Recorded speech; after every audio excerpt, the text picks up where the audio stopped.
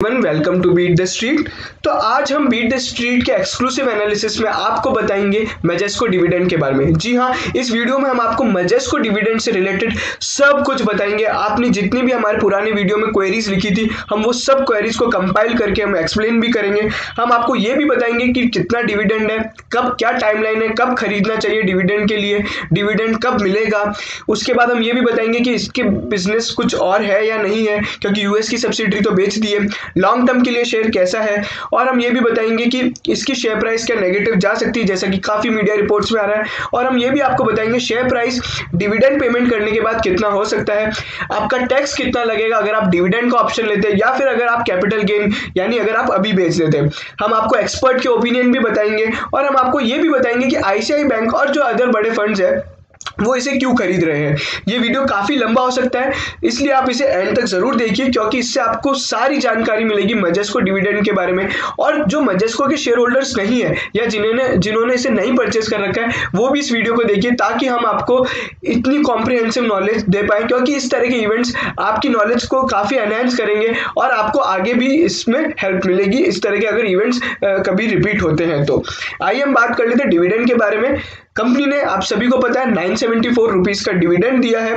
Company ने ये इसलिए बड़ा डिविडेंड इतना दिया है क्योंकि कंपनी ने अपनी एक यूएस की सब्सिडरी बेच दी है, और कंपनी ने ऑलरेडी बोला था कि हम इसे जब बेचेंगे यूएस की सब्सिडरी को, तो हम जितना भी पैसा उससे आएगा बेचने से, हम उसे एज अ शेयर होल्डर्स में डिस्ट्रीब्यूट कर देंगे। अब हम बात कर रहे थे डिविडेंड की टाइमलाइन की। 15 दिसंबर को बोर्ड ने अप्रूव किया है। एक्स डिविडेंड डेट 23 दिसंबर 2020 है। रिकॉर्ड डेट 25 दिसंबर 2020 है। डिविडेंड आपको पे किया जाएगा, यानी आपके बैंक अकाउंट में 30 दिसंबर को आएगा। जिसे भी, यानी ये हमारी कोई एडवाइस नहीं है, लेकिन जिसे भी डिविडेंड के लिए अगर इस शेयर को खरीदना है, तो वो इसे 23 दिसंबर से पहले यानी 22 दिसंबर तक खरीद ले। 22 दिसंबर आखिरी तारीख है, उस दिन आप इसे खरीद लेंगे तो T+2 सेटलमेंट होता है, तो 25 दिसंबर को आप कंपनी के रिकॉर्ड्स में दिखेंगे और आपको डिविडेंड मिल जाएगा। यानी 22 दिसंबर तक आप मैजेस्को के शेयर्स खरीद सकते हैं अगर आपको डिविडेंड लेना है तो। आइए हम बात करते हैं शेयर प्राइस क्या नेगेटिव जा सकती है। बिल्कुल जा सकती है। कैसे जाएगी? अगर 22 तारीख को शेयर प्राइस 974 रुपीज से कम पे क्लोज होती है, तो यहाँ पे हो सकता है कि अगले दिन जब 23 दिसंबर 2020 को जब ये एक्स डिविडेंड डेट के जैसे ट्रेड होगा, तो हो सकता है उस दिन शेयर प्राइस नेगेटिव जा सकती है। नेगेटिव बिल्कुल वैसे ही ट्रेड करेगा जैसे थोड़े टाइम पहले क्रूड ऑयल में नेगेटिव ट्रेडिंग हुई थी, यानी आपको शेयर बेचने के लिए भी पैसा देना पड़ेगा। लेकिन ये सब डिपेंड करता है सेबी पे और एक्सचेंजेस पे, और सेबी ने अभी और एक्सचेंजेस ने भी, ये लोग इसमें मैटर में डिस्कस कर रहे हैं कि इसमें हमें क्या करना चाहिए। और जो बहुत से लोग पूछना चाहते हैं कि इसमें सर्किट लिमिट है, तो सर्किट लिमिट अगले दिन एकदम 25 या 30 रुपए तो आएगा नहीं, या फिर नेगेटिव तो होगा नहीं। तो मैं आपको बता दूं कि एक्सचेंजेस यहाँ पे ये एक बहुत ही रेयर सर्कमस्टेंसेस है, और उनको भी अभी पूरी क्लैरिटी नहीं है, लेकिन वो लोग भी एक चीज यहाँ पे कंसिडर कर रहे हैं कि उसमें सर्किट लिमिट रिमूव कर दे, यानी आपको अगले दिन 23 तारीख को सीधा 900 रुपए से यहाँ पे शेयर प्राइस या 950 रुपए से शेयर प्राइस कम दिखे। लेकिन अब ये इसलिए किया जा रहा है, सर्किट लिमिट इसलिए हटाई जा रही है ताकि किसी भी तरह का स्पेक्यूलेशन और आर्बिट्राज गेन ना किया जाए एग्जिस्टिंग शेयर होल्डर्स द्वारा। अब हम बात करते हैं वैल्यू आफ्टर डिविडेंड की।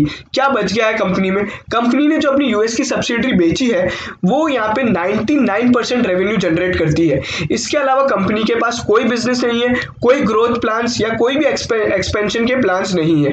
उसके अलावा मैं आपको ये भी बताना चाहूंगा कि ये डीलिस्टिंग नहीं है। कंपनी यहाँ पे डीलिस्ट नहीं होगी, लेकिन कंपनी यहाँ पे वाइंड अप हो रही है। कंपनी अपना सब कुछ बेच के सारा पैसा शेयर होल्डर्स में डिस्ट्रीब्यूट कर रही है, और जो भी एसेट बच रही है इस डिविडेंड और बायबैक के बाद, वो है 100 करोड़ का कुछ कैश है और 150 करोड़ की उनकी कुछ बिल्डिंग है, और ये सारा पैसा भी शेयर होल्डर्स को थोड़े टाइम बाद डिस्ट्रीब्यूट कर दिया जाएगा। अब हम बात कर लेते हैं वैल्यू आफ्टर डिविडेंड की। टेक्निकली अगर हम बात करें तो यहाँ पे प्राइस नेगेटिव जा सकती है, जैसा कि मैंने अभी थोड़ी देर पहले बताया आपको मैजेस्को के बारे में। और अगर आप इंट्रिंसिक वैल्यू की बात करते हैं, तो कंपनी के पास अभी भी 2 असेट रह गई है, यानी जो 100 करोड़ का कैश है और 150 करोड़ की जो बिल्डिंग है। तो अगर आप उनको आप बुक्स में लेके देखते हैं, तो इसकी इंट्रिंसिक वैल्यू पर शेयर पे आती है करीबन 80 से 90 रुपए, और आप मान सकते हैं कि ये 70 भी हो सकता है, क्योंकि जब बिल्डिंग बेची जाएगी तो उस पर भी टैक्स लगेगा। लेकिन मैं आपको बता दूं कि 22 तारीख को यहाँ पे सबसे ज्यादा एक्सपेक्टेशंस और यही एक्सपर्ट्स का मानना है कि ये नेगेटिव ट्रेड होगा। नेगेटिव ट्रेड होगा, और क्योंकि यहाँ पे technicals will prevail over the fundamental, तो यहाँ पे भाव 80 रुपए नहीं आएगा, बल्कि हो सकता है कि नेगेटिव आ जाए या बिल्कुल नॉमिनल 10-20 रुपए पे आ जाए। आइए अब हम बात करते हैं टैक्स इफेक्ट के बारे में। ये आपका समझना बहुत जरूरी है, क्योंकि बहुत से शेयर होल्डर्स यहाँ पे समझ नहीं पा रहे हैं कि हम डिविडेंड तो ले लेंगे, वो लोग डिविडेंड तो उनको मिल जाएगा, लेकिन उस पर जो टैक्स लगेगा उसका क्या होगा। आजकल डिविडेंड पे यहाँ पे टीडीएस कटता है। अगर आपका डिविडेंड 5,000 रुपए से ज्यादा है, मैजेस्को के केस में अगर आप 6 शेयर ले लेते हैं, यानी 5 से ज्यादा कितने भी शेयर लेंगे, तो आपका टीडीएस कटेगा 7.5% से। ये हुई बात टीडीएस की। लेकिन जो डिविडेंड आपके इनकम में जो चार्ज होगा, उस पर जो टैक्स रेट है वो आपकी स्लैब रेट होगी। फॉर एग्जांपल अगर आप 10 लाख से ज्यादा वाले, तो आप पे स्लैब रेट यहाँ पे 30% की लग जाएगी। 5 लाख से ज्यादा वाले तो आप पे टैक्स रेट यहाँ पे 20% लग जाएगी। और जिनकी भी इनकम बेसिक एग्जेम्पशन लिमिट यानी 2.5 लाख या 5 लाख या 3 लाख से कम है, वो ऐसे जो टीडीएस उन लोग का जो ऑलरेडी कट गया है, क्योंकि कंपनी आपको अगर जब भी डिविडेंड देगी तो टीडीएस काट के ही देगी अगर 5,000 से ज्यादा है तो आपको ये जो टीडीएस कट गया है वो आपको रिफंड क्लेम करने का इनकम टैक्स डिपार्टमेंट से। और आपको भी पता है कि इनकम टैक्स डिपार्टमेंट से रिफंड आते आते बहुत यहाँ पे टाइम लग जाएगा। और अगर आप चाहते हैं कि आपका डिविडेंड नहीं कटे, तो आप यहाँ पे 15G फॉर्म या फिर एक 15H फॉर्म होता है इनकम टैक्स का, जो कि आपको कंपनी की साइट पे मिलेगा, और उसका हम लिंक डिस्क्रिप्शन में भी देंगे कि आपको पूरा प्रोसीजर क्या होगा। और जो भी मैजेस्को ने अभी पूरा प्रोसीजर भी अपलोड किया है डिविडेंड को लेके, उसका भी लिंक हम आपको नीचे डिस्क्रिप्शन में दे देंगे। तो आपको ये फॉर्म सबमिट करने पड़ेंगे। ये फॉर्म सबमिट करते ही कंपनी आपका टीडीएस नहीं काटेगी। और अगर आप ये भी जानना चाहते हैं कि जो लोग डिविडेंड ना लेके अभी बेच दें, तो उनका जो लॉन्ग टर्म कैपिटल गेन है, यानी जिन्होंने काफी टाइम से इसे होल्ड कर रखा है, तो उन पे जो टैक्स लगेगा वो 10% का लगता है। अगर उनका कैपिटल गेन, यानी कैपिटल गेन मतलब सेल माइनस कॉस्ट प्राइस, अगर उनकी 1 लाख से ज्यादा होती है तो उन्हें 10% से यहाँ पे टैक्स देना है। और वहीं पे एसटीसीजी यानी जो जिन्होंने अभी लिया है शॉर्ट टर्म कैपिटल गेन, उनका यहाँ पे टैक्स रेट लगेगा 15% से। यहाँ पे डिविडेंड स्ट्रिपिंग के प्रोविजंस नहीं अप्लाई होते, क्योंकि आपका यहाँ पे डिविडेंड टैक्सेबल है। ये आपको जानना बहुत जरूरी है। और उसी के बाद अगर हम बात करते हैं कि अगर आप लोग बाद में शेयर सेल करते हैं, यानी डिविडेंड लेने के बाद, तो आपके पास एक कैपिटल गेन लॉस आएगा, क्योंकि अगर आपने 975 रुपए में खरीदा है और अगर आप इसे 75 या 80 रुपए में बेचते हैं, तो आपके पास कैपिटल लॉस आएगा। लेकिन उस कैपिटल लॉस में आप क्या कर सकते हैं, वो कैपिटल लॉस आपके दूसरे कैपिटल गेन से सेट ऑफ हो सकता है, और आपकी जो टोटल टैक्सेबल इनकम है जो कैपिटल गेन पे होती है वो आपकी कम हो जाएगी। और यहाँ पे एक और बात जो कि नेगेटिव प्राइस चल रही है कंटिन्यूस, जैसे ही डिविडेंड अनाउंस हुआ फिर भी यहाँ पे नेगेटिव प्राइस कैसे आ गई। आज सुबह अगर आप देखेंगे तो करीबन 965 या 966 रुपए पे कंपनी का प्राइस ट्रेड हो रहा है। उसके पीछे सबसे बड़ा रीजन है कि अगर आप देखेंगे कि जो डिविडेंड है उस पर जो टैक्स रेट लगता है वो बहुत ज्यादा लगता है, और जो कैपिटल गेन है उस पर टैक्स रेट काफी कम लगता है। इसीलिए बड़े बड़े इन्वेस्टर्स, HNIs और जो बाकी इंस्टीट्यूशंस हैं वो इसे लगातार सेल कर रहे हैं, ताकि उनका LTCG या STCG लगे, डिविडेंड पे टैक्स रेट ना लगे। आपको अगर नहीं समझ आया तो उसका भी हमारे पास एक एग्जाम्पल है, आइए जानते हैं। एग्जाम्पल क्या है, सबसे पहले हम बात करते हैं डिविडेंड ऑप्शन की। इस ऑप्शन के अंदर आप अभी डिविडेंड लेंगे और डिविडेंड मिलने के बाद आप इसे शेयर बेचेंगे। अगर आपके पास 100 शेयर है तो आपको डिविडेंड मिलेगा 97,400 रुपीज का। टीडीएस आपका कटेगा 7,305। डिविडेंड इनकम यहाँ पे आपकी टैक्सेबल होगी 42.744% से। ये हमने हाईएस्ट स्लैब रेट रही है, जिसमें जो कि इंडिया की मैक्सिमम टैक्सेबल रेट है, उससे अगर आप देखते हैं तो आपका 41,632 रुपीज का यहाँ पे टैक्स कट जाएगा। तो आपको नेट रिसीव होता है 55,768।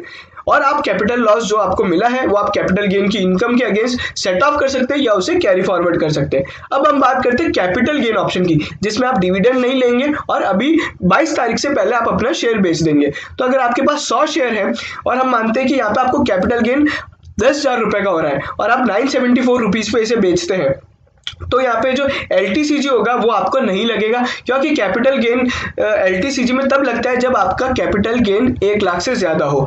और अगर आपका 1 लाख से ज्यादा है तो उसकी टैक्सेबल रेट होती है लगभग 12%। और अगर आप STCG में आ जाते हैं, अगर आपने शेयर्स अभी खरीदे और अभी बेच दिए, तो आपको जो टैक्स रेट लगेगा वो 18% से लगेगा, जो कि करीबन 1,800 रुपए बैठता है। और इसमें हमने ये भी बताया कि अगर आप ये ऑप्शन लेते हैं तो नेट रिसीव आपको 97,400 होगा। LTCG ऑप्शन ऑप्शन में, और नेट रिसीव आपको होगा STCG ऑप्शन में 95,000 के लगभग। इसका टैक्स रेट का जो बाइफर्केशन है वो हमने नीचे यहाँ पे स्क्रीन पे दिया है। अब आपको समझ में आ गया होगा कि ये टैक्स का क्या झंझट है। अब हम बात कर लेते हैं कि प्रमोटर्स और स्मार्टेस्ट इन्वेस्टर्स ने क्या किया। ये बहुत ही शानदार टैक्स प्लानिंग थी जो कंपनी के प्रमोटर्स ने करी है। कैसे करी है? कंपनी ने कुछ टाइम पहले 845 रुपीज का एक बायबैक अनाउंस किया था। अब क्या होता है कि बायबैक पे जब भी कंपनी अनाउंस करती है तो शेयर होल्डर्स यानी जो प्रमोटर्स और बड़े इन्वेस्टर्स हैं, या कोई भी आप भी रिटेल इन्वेस्टर्स हैं, तो बायबैक करते टाइम आपके हाथ में कभी भी टैक्स नहीं लगता है। और जो कंपनी जो बायबैक अनाउंस करती है उसे यहाँ पे टैक्स रेट देना पड़ता है 20% प्लस 12% प्लस 4% HEC सरचार्ज से। तो यहाँ पे जो शेयर होल्डर्स हैं, जो कि प्रमोटर्स जहाँ पे अपना एग्जांपल है, तो 845 रुपीज में उनने बायबैक किया और उनके हाथ में कभी भी टैक्स नहीं लगा। और आप सभी जानते हैं प्रमोटर्स काफी करोड़पति लोग होते हैं, तो उनका अगर वो आपके जैसे ये ऑप्शन लेते डिविडेंड वाला या फिर कैपिटल गेन डिविडेंड वाला ऑप्शन लेते, तो उनका जो टैक्सेबल होता उनको 42.744% से टैक्स देना पड़ता। लेकिन इस बायबैक ऑप्शन में उन्हें टैक्स नहीं देना पड़ा, और अगर वो LTCG STCG में भी जाते हैं तो उन्हें या तो 10% से देना पड़ता या फिर 15% से देना पड़ता। तो प्रमोटर्स ने यहाँ पे बहुत ही शानदार टैक्स प्लानिंग करके अपने शेयर्स ऑलरेडी यहाँ पे बायबैक में टेंडर कर दिए। लेकिन जैसा आप सभी को पता है 25% से फ्री रिजर्व से ज्यादा बायबैक नहीं हो सकता है, तो यहाँ पे फुल बायबैक अनाउंस नहीं किया गया है। आइए अब हम बात कर लेते हैं एक्सपर्ट के ओपिनियंस की। अनिल सिंघवी जो कि अभी उन्होंने क्या राय दी है, उन्होंने ये बताया कि आप इस डिविडेंड के चक्कर में इसे बाय मत कीजिए, अगर आपने बाय कर लिया है तो इसे बेच दीजिए। राकेश बंसल जो कि RK ग्लोबल के फाउंडर हैं, उन्होंने बोला है कि आप इसे डिविडेंड के चक्कर में बाय मत कीजिए। संजीव बासिन ने तो मना ही कर दिया है, आप इस स्टॉक से दूर रहिए, काफी वोलेटाइल स्टॉक है। मोतीलाल ओसवाल ने बोला है कि इस कंपनी में कुछ बिजनेस नहीं बचा है तो आप इसे सेल करके चलिए। वहीं पे HDFC सिक्योरिटीज ने यहाँ पे एक वार्निंग दी है कि आप इसे बेच दीजिए, क्योंकि हो सकता है कंपनी का यहाँ पे शेयर प्राइस नेगेटिव हो जाए डिविडेंड के बाद। अब हम बात करते हैं ICICI बैंक और अदर फंड्स क्यों खरीद रहे हैं। देखिए, हम इन्वेस्टर्स को हमेशा से बोलते हैं आपके पास होते हैं 10,000 रुपए और ICICI बैंक जब शेयर खरीदता है तो 10 करोड़ रुपए के। आपके और उसके रिस्क एपेटाइट में बहुत फर्क होता है। उनका जो फंड बेस होता है, फंड वैल्यू होता है, उनकी जो कैपेसिटी होती है वो बिल्कुल अलग होती है। आप कभी भी किसी भी बड़े इन्वेस्टर को देख के बाय मत कीजिए, खुद का एनालिसिस कीजिए, और नहीं आता है तो आप यूट्यूब पे देखिए, हमारे चैनल को सब्सक्राइब कीजिए, या फिर आप जी बिजनेस या CNBC वगैरह देख के उनकी राय लेके चलिए। क्योंकि अब ICICI बैंक ये क्यों कर रहा है ये तो ICICI बैंक को ही पता है। जरूर उनके पास कोई टैक्स प्लानिंग होगी, क्योंकि ICICI बैंक है तो वो काफी शेयर्स में ट्रेडिंग करता है, तो उनके पास अगर कैपिटल गेन है तो वो बाद में बेच के यहाँ पे कैपिटल लॉस को अपने सेट ऑफ कर सकता है। तो ये सब रीजन रहे। अब हमारी राय भी जान लेते हैं। हमारी राय पहले भी हमने बोला था कि आप इसे नहीं खरीदिए, नहीं खरीदे, नहीं खरीदे, और अगर आपने अभी भी खरीद लिया है तो आप इसे जल्द से जल्द बेच दें और यहाँ पे इस काउंटर से निकल जाए। ये वीडियो यहीं खत्म होता है।